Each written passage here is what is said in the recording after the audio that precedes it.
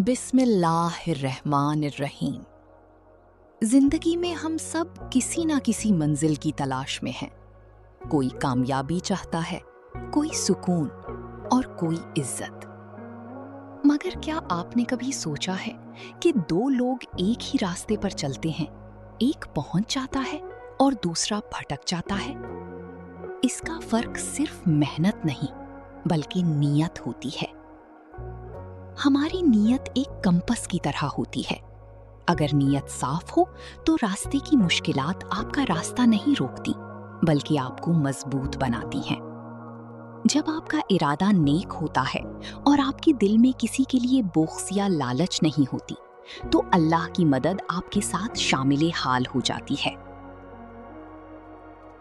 अक्सर हम बड़े मकसद हासिल करने के लिए बड़े बड़े प्लान बनाते हैं, लेकिन अपनी नीयत को चेक करना भूल जाते हैं। याद रखिए, नीयत साफ हो तो नामुमकिन भी मुमकिन हो जाता है, क्योंकि जब नीयत में खुलूस हो तो रास्ते के पत्थर खुद ब खुद हटने लगते हैं और मंजिल आपके करीब आ जाती है।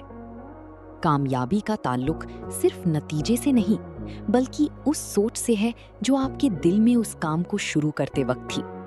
इसलिए हमेशा अपनी नीयत को पाकीज़ा रखें, क्योंकि साफ नीयत ही वो वाहिद रास्ता है जो मुश्किल से मुश्किल मंजिल को भी आसान बना देता है।